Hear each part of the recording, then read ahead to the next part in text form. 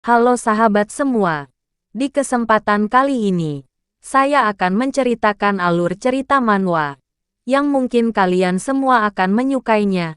Tanpa basa-basi kita langsung aja ke videonya. Diceritakan 130 tahun yang lalu, Malam Sunyi muncul pertama kali di dunia. Dalam pusaran perang dan kematian tak terhitung jumlahnya, kehidupan menjadi suram, dan warga sekitar pun kehilangan harapannya. Suatu hari, kematian dan kerusakan belum juga melambat. Para ahli dari dunia bela diri berkumpul dan membentuk aliansi pusat surgawi. Dan aliansi pusat surgawi membuat sekte untuk menghentikan Malam Sunyi. Mereka memilih ahli bela diri yang profesional. Salah satunya Buk Jinhu. Dan dia menjadi ketua sekte yang pertama. Dan adanya sekte baru ini, aliansi pusat surgawi berjanji untuk membantu mereka. Dengan itu, sekte surgawi utara menguat dan memukul mundur Malam Sunyi. Waktu berlalu, Nam Mun San menjadi ketua sekte generasi kedua. Lalu, Yok Kwang Yeon menjadi ketua sekte generasi ketiga. Dan pria yang dipanggil Tembok Besar Utara menjadi ketua generasi keempat sekte surgawi utara, yaitu Tembok Utara Jin Kuan Ho. Pilar Sekte Surgawi Utara dan Empat Besar Surgawi Utara. Empat Besar Surgawi Utara yang pertama adalah si Tinju Iblis, yaitu Jo Chon Wo. Kedua si Angin Topan, yaitu Kyung Museng.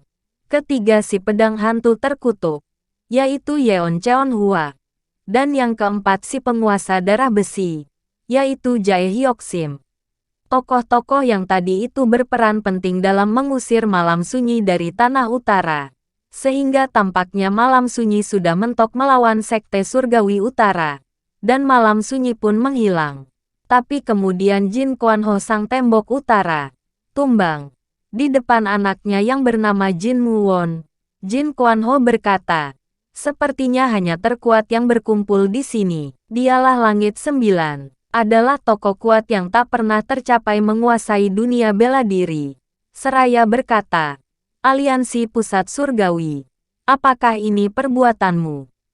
Salah satu tokoh Langit Sembilan, dialah si pencari pengetahuan, Seo Mun Hua, jenius dan luar biasa, yang menghidupkan kembali keluarga Seo Mun yang sudah lama hancur. Karena rasa ingin tahu dan passion belajar, membuatnya mendapatkan kebijaksanaan penguasa surgawi. Lalu Seo Mun berkata, "Ketua Sekte Jin, apa kau berencana mengingkari kenyataan hingga akhir? Kenapa pelindung dari Malam Sunyi mengkhianati kita?" Ujar Seo Mun. "Hahaha, aku Jin Kuan Ho selalu hidup jujur. Kau bilang aku yang berkhianat untuk Malam Sunyi." "Hentikan omong kosongmu itu," balas Tuan Jin. Tanya Seo Mun. "Empat pilar Sekte Surgawi Utara telah bersaksi melawanmu. Kamu masih bersikeras untuk berbohong pada kami." Lalu Tuan Jin merasa bingung. Sambil menggerutu dalam hati. Kalian adalah teman kepercayaan yang berperang bersamaku puluhan tahun.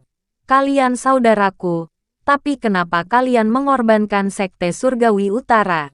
Sembari matanya melirik ke empat pilar Sekte Surgawi yang berada di kerumunan Langit Sembilan. Dengan wajah yang sangat kesal, Tuan Jin mengeluarkan tenaga dalamnya sambil mengebrak lantai. Mulai sekarang Sekte Surgawi Utara dibubarkan. Dan semua murid Sekte Surgawi Utara harus pergi dan mencari rumah di tempat lain. Ini perintah dariku, Jin Kuan Ho, sebagai ketua Sekte Surgawi Utara. Kata Tuan Jin. "Anakku sejak kecil sudah kehilangan ibunya dan dia tumbuh sendiri di tanah yang tandus bagian utara ini. Maka berjanjilah padaku, kalian tidak akan menyentuhnya," berkata Tuan Jin kepada Langit Sembilan. Lalu Tuan Jin melirik ke anaknya. Seraya berkata, "Muwon anakku, maafkan aku." Seketika Muwon berlari ke arah ayahnya. Dengan raut wajah yang sangat sedih. Menghampiri Tuan Jin yang menusukkan pedang ke dalam dirinya. Untuk menyelamatkan Sekte Surgawi dari Malam Sunyi. Sekte Surgawi Utara dibentuk dengan bantuan dan dukungan aliansi surgawi. Mereka tulus mengemban tugas ini selama ratusan tahun.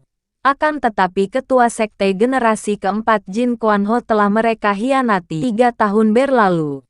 Jin Mu-won yang sudah beranjak dewasa, terbangun di depan banyak orang yang mengikat kedua tangannya. Di antara banyak orang yang mengikatnya ada seorang yang badannya besar berkata, "Akhirnya kau bangun." Lalu Jin Mu-won dengan tatapan sinisnya berkata, "Apa yang akan kalian lakukan selanjutnya?" Dan jawab pria gendut tersebut, "Ohohoho, lihat mata cecunguk ini. Kukira dia lemah, tapi dia terlihat kejam dari yang kupikir. Aku tak tahu gimana kelompok lain memperlakukanmu. Tapi aku, Yang Paesan bukanlah orang baik. Kau lihat, aku jengkel. Kami akan tinggal di sini selama 3 tahun karena bocah sepertimu," tegas pria gendut tersebut.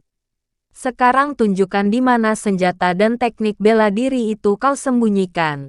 Atau, kau biarkan kami membunuhmu dan kembali ke daratan utama," ucap si gendut. Jin Mu-won hanya membalas dengan ketawa. "Hahaha." Kemudian si gendut dengan nada tinggi berkata, "Hei bocah, kupikir kau tak paham situasimu sekarang. Kau lihat, kami bisa saja melemparmu keluar dan membiarkanmu dimakan serigala.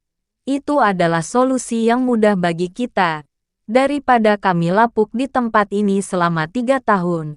Jin Mu-won membalas dengan sedikit ejekan, "Hehe, kau pikir kau bisa lakukan seperti itu?" Si gendut dengan wajah yang kesal, juga si botak yang sedikit terpancing emosinya, tanpa basa-basi merobek jari Jin Mu-won dengan pisau yang ada di tangannya. Seketika Jin Mu-won merengek kesakitan. Dengan terbata-bata Jin Mu-won berkata, "Sembilan langit. Kak, kau lupa perjanjian ayahku dengan aliansi pusat surgawi." Seketika raut wajah si gendut dan kawan-kawan berubah. Untuk sementara alur cerita manhwa sampai sini dulu ya. Saya janji akan melanjutkannya. Tapi, sebelum kita lanjut ke part 2-nya, budayakan dulu like, comment and subscribe-nya. Sekian dan terima kasih.